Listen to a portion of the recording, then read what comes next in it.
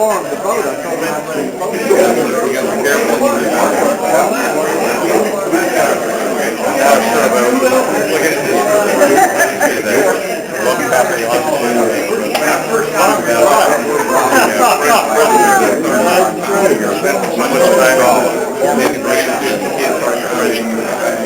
President's got to do it. It'll still be out there a while. That's the two guys, the presenters. Okay. That's 40.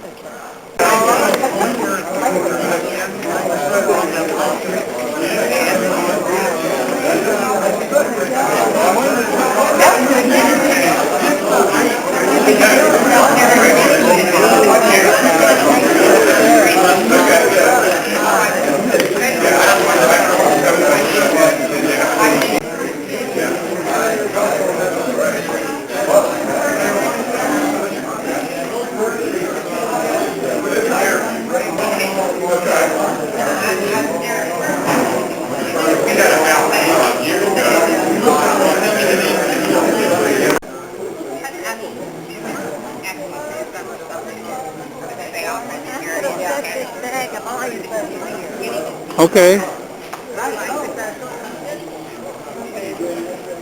has been hard on him.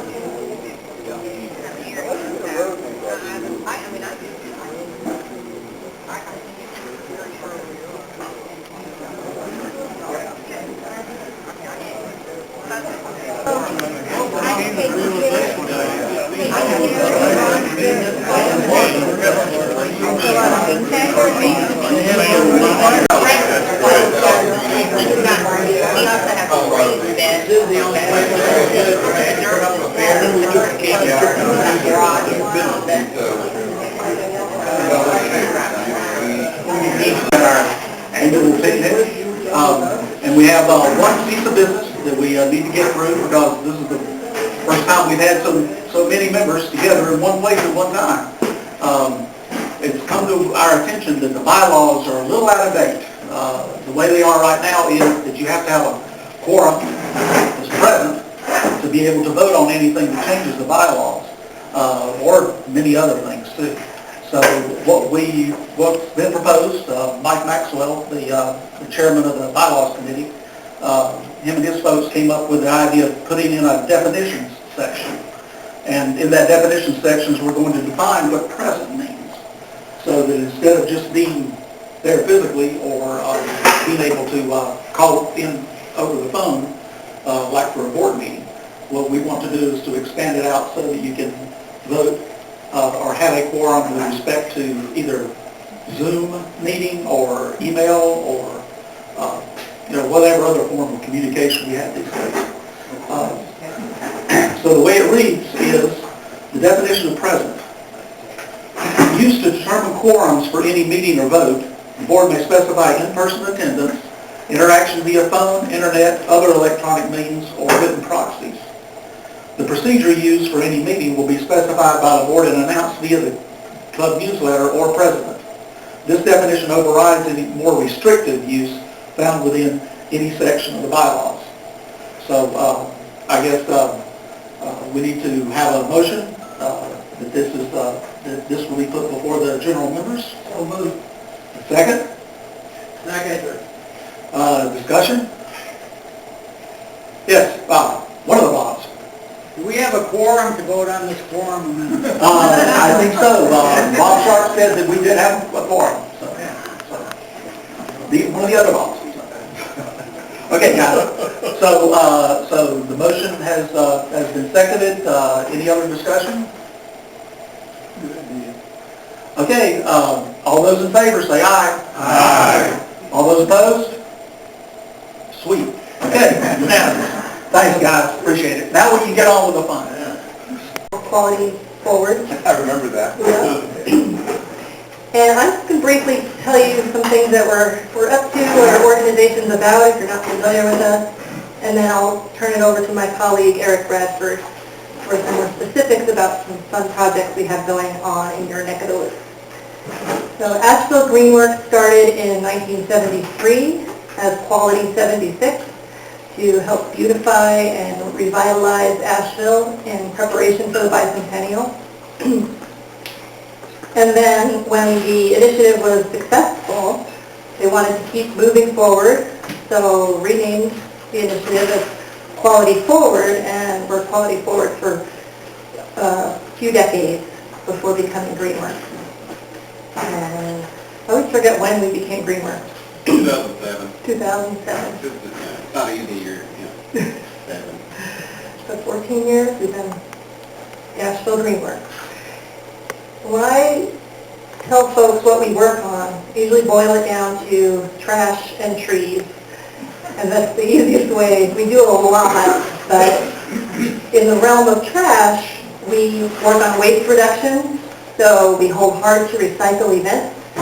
And now we're doing them 6 times a year, 4 times in Buncombe County and 2 in Henderson County. That's where we collect items like styrofoam and batteries and TVs, all sorts of electronics, hardcover books, things that you can't put in your curbside recycling. We also do recycling education, so folks aren't putting the wrong things in their recycling and more gets recycled. And we teach about composting, which I bet you're familiar with. But residential composting, you get rid of food scraps and recycle them into your yard. Also under the umbrella of trash, we do litter prevention and cleanup. So you'll see our crews of volunteers working out on the rivers and roadsides, picking up trash. We have, well, in a non-COVID year, we would work with up to 3,500 volunteers each year, and on 200 projects or more, cleaning up litter and other things. And that many people can collect, I think one year we collected 107,000 pounds of trash by hand, which is pretty impressive. We also have a litter capturing device called the Trash Trout that is a floating device that is on streams and rivers in the area, and these can catch waterborne trash before they get into a bigger waterway and make their way into the ocean eventually. So things, mostly we find things that float, like empty water bottles and styrofoam and other plastics. Not so many tires, but an occasional tire will make its way into there.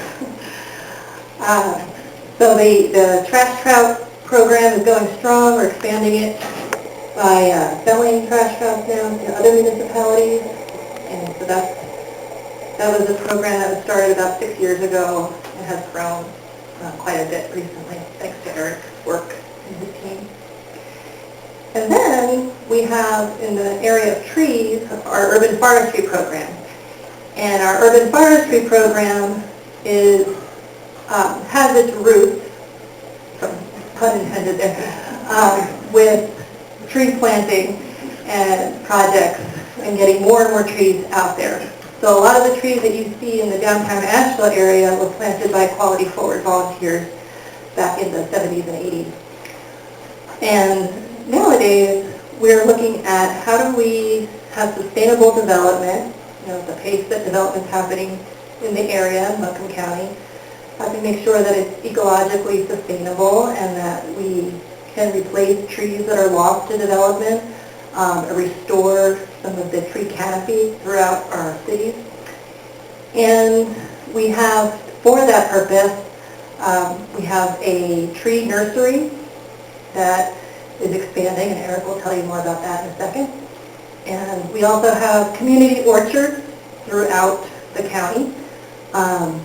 And these orchards, some of them, most of them are located in lower income neighborhoods to provide access to fresh fruit for the community, but also just to beautify the communities that they're in and give people a hands-on way to enjoy the natural environment right in their own neighborhood.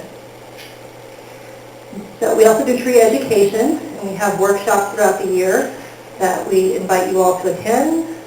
This past year, we've been doing them over Zoom and have grown our attendance. We also have programs that focus more on environmental justice and the connections between the urban heat island effect in cities and lack of tree canopy in marginalized neighborhoods. So we're doing some work with that and building connections as well. So thanks so much for having us. I'd like to introduce you to Eric Bradford, our Director of Operations, who's been with the organization for longer than I have. He's just recently celebrated 10 years with Asheville Greenworks. So when I first came to Asheville Greenworks about 10 years ago, Susan Roderick, our then director, she said, well, you're a tree man. I said, yeah, I'm a tree man. She says, well, you're going to have to be a Men's Garden Club member now. So I want to say Cecil was the president at the time, and I want to say this was probably like early 2011. And I joined, I went to the meetings when you were over at the First Baptist Church, downtown Asheville, have a wonderful luncheon. That's when George Cecil was part of the club as well too. Lots of information flowing around. But what I was really helpful with was the plant sale at the Botanical Garden. And I tell you, I still brag about that plant sale to everybody else because, you know, you're setting up next to retail nurseries a lot of times who are selling product, and they look awful compared to you guys. They look awful. I mean, we set up this amazing, amazing sale. You had the pull carts, you had everything ready to go. You had all the volunteers ready, name tags, ready to start talking to folks, and they weren't going to the other nurseries. They were coming over and they were purchasing your product, and they were going out in droves, and just the looks on all of those nurserymen over there. Like, well, I guess we could do it too if we had all those volunteers. But just the amount of effort and how well that you put that effort to use is what impresses me about the Men's Garden Club. Not the 80 years you've been around, not the Jerry Hardesty joined when he was 14 years old, but you know how well that you're able to pull together and get something done, and then when you look at it, it's fantastic. So kudos to you. I'm so sorry that you haven't been able to do the sale for 2 years. My mother regrets that. But I hope that we're able to get back out there again. I know the entire city is waiting for you to come back with your sale. So speaking of, so I do have a familiarity with the greenhouse over on Hardesty Lane. And over the last few years, as Dawn had mentioned before, we're growing our urban forestry program. And so we have our own container tree nursery right now. It's located on the property of Buncombe County Sports Complex in Candler. We have a fantastic relationship with Buncombe County. So we have about an acre lot that we have there. So we have the one hoop house, we have a grow pad, irrigation, and hundreds of volunteers who maintain it for us. And so right now we have about 4,200 trees in pots that's growing out there. And twice yearly we hold a free tree giveaway. And I don't know if any of you have been to our giveaway or if you've seen it going on, but we give away 1,000 trees out of whack. And these aren't little trees. You know, we're trying to give away, you know, a 3 to 7 gallon native tree because we desperately need those trees back in these yards. Under Dawn's leadership, she worked with the City of Asheville, Davy Tree, and NASA developed back in 2019, and they ran a study. They looked at GIS data of the City of Asheville. They wanted to see what happened between 2008 and 2018. So they only looked at a 10-year block. And in that 10 year of all of this satellite data, they determined that the City of Asheville lost 891 acres of trees to development. And so when you think of the City of Asheville, you don't even think there's probably 891 acres of the City of Asheville sometimes. So this was shocking to us. It was shocking to know that we saw the trees coming down, but we didn't think it was that much. We didn't think it was nearly 900 acres of trees that had come down in 10 years. And also the temperature changed as well too. And a lot of times when you see this kind of data, people look at it and they point and go, oh, climate change, that's somewhat else of science. But when it's backed up by NASA, that's not too shabby. You know, when they came in to work with us on this particular project, we didn't even know ourselves that the local NOAA office downtown in the Federal Building also hosts this NASA development team, which is absolutely a fantastic resource for us to have here in Asheville. And so pulling this information together allowed us to set up what we need to do next. What do we need to do? Obviously it's trees, but these have to be smart trees. We can't just plant trees anywhere. We have to look and see which neighborhoods need those trees. And so we're going down the list and we're looking at this data that we have that shows us the hottest areas of town.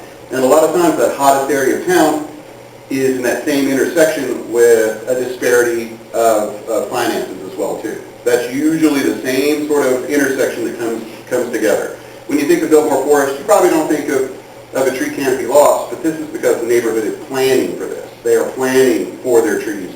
This is one of the things about Biltmore Forest that they want, is to have those trees. But in a lot of other neighborhoods, they weren't given that opportunity to plan. So now the neighborhoods are hotter in the summer, and then colder, much more harsher winters. So those are the neighborhoods we want to go after first. And the trees that we're looking to put in is obviously we want those trees in their yards, in those private places, but we also need to think about all those trees that's going to be in their neighborhoods as well too, in the public right-of-way. So as you all know, a ball and burlap tree is expensive, anywhere from $150 to $350 each. And they can go up to 900 pounds. So you're going to need a piece of equipment to move these trees around, which we plant a lot of those every year. But where are we going to get the funds for this? People are not knocking on Dawn's door with their checkbook open and saying, hey, I hear you're planting trees in poor neighborhoods. Can we come and help you do that? We have to figure this out. And one way to do this is our container nursery can only take us so far. You know, as you all know here, what happens if it stays in the pot too long? It's going to be pot bound, whatever you put in there. And we cannot put that pot bound tree into the ground. It's only going to die. It's going to have a short lifespan. It's not going to be a very good tree. So we desperately need to grow that bigger tree. So for the requirement for the city of Asheville in a public tree planting has to be a 2.5-inch caliper tree. So our next endeavor, which we will call it, is to put an in-ground nursery in. So we've been working with the city for a few years now trying to figure out how we're going to do this. How are we going to make trees to get to the city of Asheville? And so we've been looking at properties and trying to talk to the city about what is an appropriate property. And so they said, well, what if we kick out the Men's Guard Club guys and we just give you their property? And no, they didn't say that. That's what I said, but they didn't think that was funny. But they showed me this 3/4 of an acre, which is adjacent to the club current. And I'm sure you've seen this property. It's been tilled up here recently. It's not the best piece of property to put an in-ground nursery on. I've been approached by a few of the club members who've reminded me that we have flooding, and there's this little brown thing that swims in the water, which the name escapes me at the moment of what they're called, but they like to take the trees down and then stuff them into the water somewhere. So with these two challenges ahead of us, obviously, this is not an ideal location for this. But the city is making our 48-year-old organization prove itself to them that what we're trying to do here is sustainable. We're selling these trees. These trees are going in the public places of the city of Asheville. And sure, that rings true with a lot of the people we're working with in the city. They hear that right away. Then a lot of other folks hear it and they think, what's your other angle sometimes? You know, why would you want to do this? So they're giving us this piece of property on a temporary basis to try to grow these trees. And then if we can prove ourselves, hopefully, you know, during that time of growing trees, we will be looking at alternate properties. I mean, as you know, the city owns 92 acres just in that section back there. Plenty of opportunity to plant trees. So with this first piece, we have to do it perfectly. So that's why that we're going to have there's going to be a lot of energy that's going to go into this so that we can make it look beautiful, make it look really productive so that the city will see this and they'll say, maybe this does work. And this isn't our idea. Dawn has been in the nonprofit world for 20 plus years now, and she has visited with other organizations who have done just that. There's an organization in Tulsa, Trees Tulsa, or is it Uplift Trees? Uplift Trees in Tulsa. They have their own nursery for the city so that they can come and grow those trees, pull those trees up, and plant them where they need to be in those really hot places along greenways, along roadsides. And it saves them an enormous amount of money each year. And this is the same sort of thing that we want to do because if you've ever approached the city, the county, or your government, and you say you want something done, the first thing they say is, who's going to pay for it? Well, we're going to pay for it. And here's your trees. We just need a piece of place to do this with. So what we would really like to do is lean upon your 21 years of experience at this location. Tell us all of the things that went wrong. Hopefully we won't make those mistakes ourselves. But that's what we want. We want this because there's another piece of the puzzle that we're missing here, which is what goes on Hardesty Lane when the lights are off. So that's the question we're having right now. You know, what goes on back there, you know, when it's not daylight. So there's a lot of questions we have about that place back there, you know. If we put a storage shed in? Is it gonna be there when we get back? So there's lots of little things we want to work through. But we're hoping with this new partnership with Men's Garden Club that we'll be able to give something back to you as well. Like Don mentioned, we work with over 3,500 volunteers a year. We have a program called Tree Keeper, where we train volunteers through this program to go out and be their eyes and ears in their neighborhoods. So that when something is going on in the neighborhood, they have a question about what's happening with my urban canopy in this neighborhood, or that tree's dying, or my neighbor is taking these trees down on their lots. I have questions about this. These tree keepers are working all over the county to get this information back to us so that we can help them make a decision. What do we need to do next? And we're not the tree police. By no means are we the tree police. We want sustainable and responsible development for Asheville. Absolutely. What is the reason why we all live here? Because of its temperate climate, because of the people here that want to be here, because of these trees. And that's what we want to maintain. And so that's our cost from this is we've got to pony up against the trees for this next part of the process, so that we can have these trees in the ground, so that in later generations they'll say, wow, that was amazing that the city of Asheville planned all of this. They put all these trees in for us. Look how nice this is. When actually it's just us. But if I have just a moment, can I take some questions at the end or now? Questions about the nursery that's going in? How many variety of trees? We're going to start off with a small variety of trees because the arborist for the city of Asheville has a list that he wants to plant. So we're looking at some pretty hardy street trees that we're looking at, all canopy trees right now. So things like swamp white oak, river birch. We're looking at the fruitless sweet gums, trees that don't need a lot of touching. These are the sort of trees that we want to put in because those are the trees that don't drop limbs that often. They don't put out a lot of garbage, into the right-of-ways, places like this, so that the city doesn't think we're putting in nuisance trees. Because we did that back in when we were helping put Pritchard Park together. Those many years ago, we put in all of those sweet gums. So if anybody's turned an ankle in Pritchard Park, you can blame Susan Roderick for that. Does anybody know Tony Lord? Was Tony Lord ever a member of the Men's Garden Club?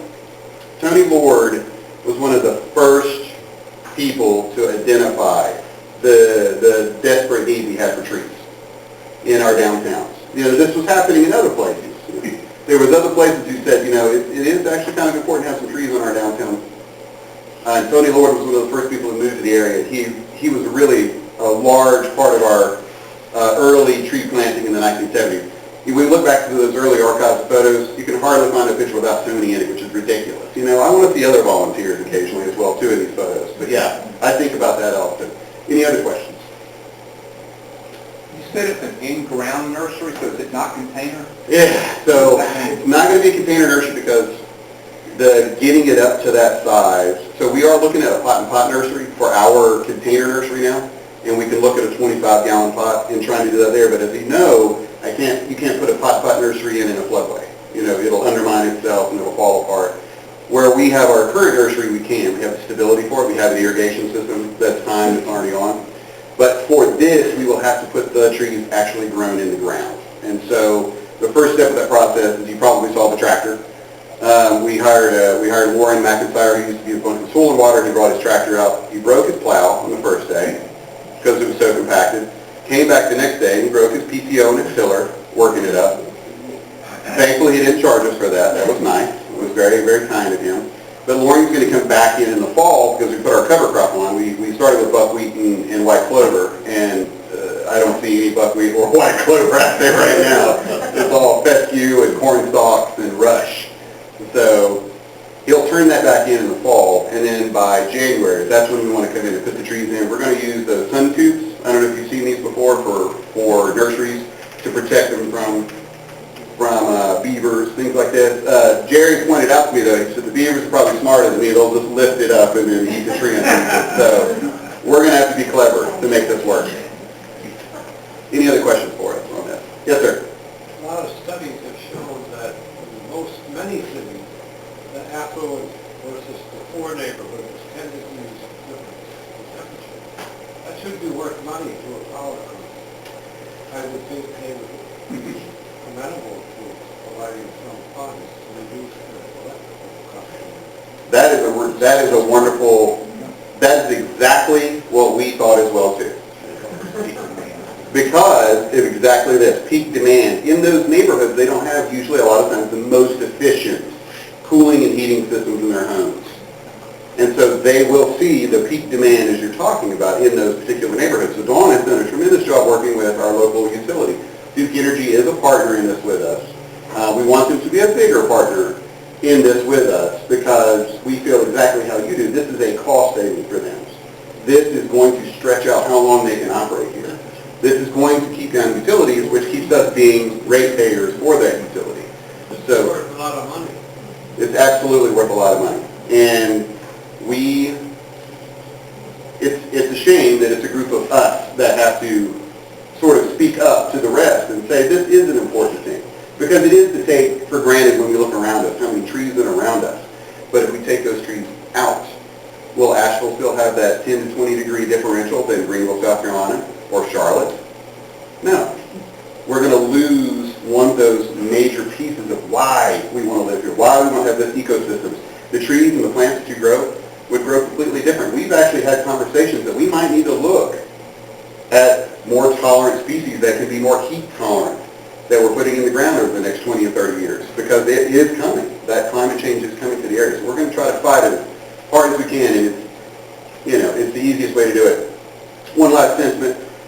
Susan would say this to us in every single tree planting, every single time we were out there. She would ask some volunteer, and with a smile on her face every time, she would say, when's the best time to plant a tree?